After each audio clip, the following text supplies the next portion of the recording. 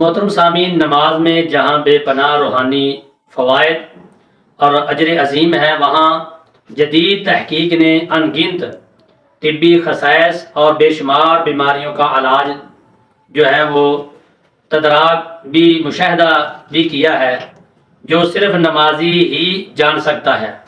نماز کے لیے جانے اور ادائیگی میں ہلکی ورزش ہے جو نظام ہاضمیت و تندرستی کے لیے بہت مفید ہے۔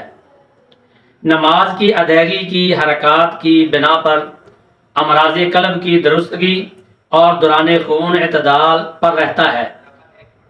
جس طرح مشینری کو کام کرنے کے بعد قدر آرام کی ضرورت ہوتی ہے، ایسے ہی جسمانی مشینری کو بھی آرام درکار ہوتا ہے۔ باقاعدہ باقی اعضاء کو تو یہ آرام مختلف صورتوں میں اکثر مل جاتا ہے، مگر دل کو کسی بھی صورت میں آرام دستیاب نہیں ہوتا۔ مگر جدید تحقیق کہتی ہے کہ جب بندہ سجدے کی حالت میں ہوتا ہے تو یہ واحد حالت ہوتی ہے جب دل آرام کرتا ہے، سجدے میں دل آرام کرتا ہے۔ نماز میں آج کی جدید امراض، بلڈ پریشر اور ڈپریشن وغیرہ کا علاج موجود ہے۔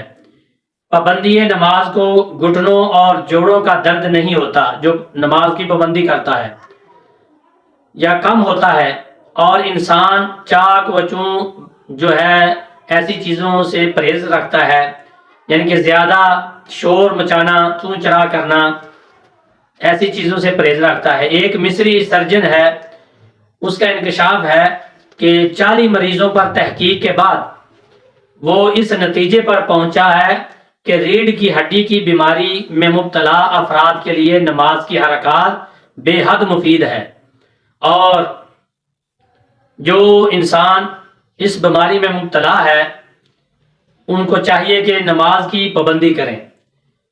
کئی سرجن کے تحقیق کے مطابق ایک امریکی ڈاکٹر نے اس مصری سرجن کی تحقیق کی تائید کی ہے۔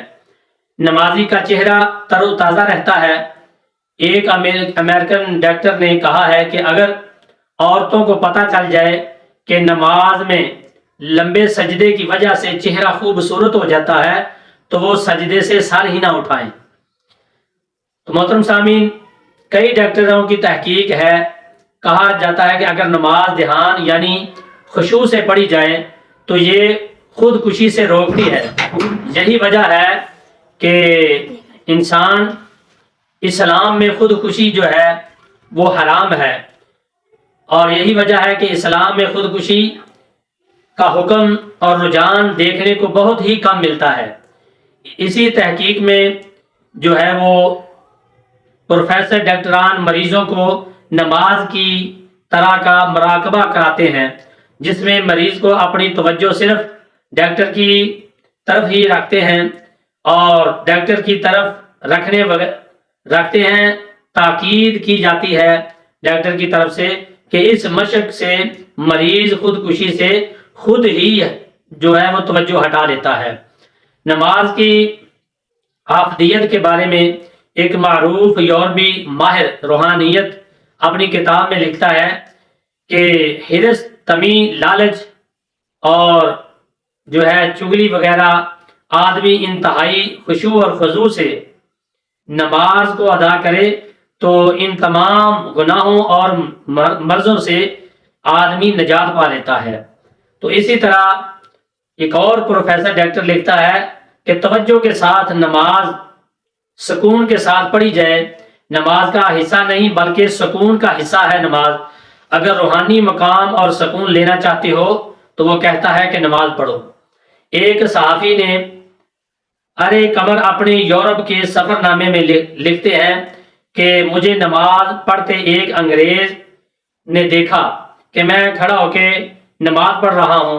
نماز کے بعد وہ بولا، ورزش کا یہ طریقہ تم نے میری کتاب سے سیکھا ہے؟ میں نے کہا، میں مسلمان ہوں اور یہ تو ہماری نماز ہے جو ہمیں 5 وقت ہم پر فرض ہے، ہم پڑھتے ہیں۔ اور یہ سن کر وہ حیران رہ گیا اور بتایا، بالکل یہی طریقہ میں نے اپنی کتاب میں لکھا ہے جو ایک جامع ورزش ہے، اور کئی امراض کا اس میں جو ہے وہ ادراک جو موجود ہے، کئی امراض سے انسان شفا پاتا ہے۔ پھر وہ اسلام کے متعلق مزید اس نے تحقیق کی، معلومات لینے لگا،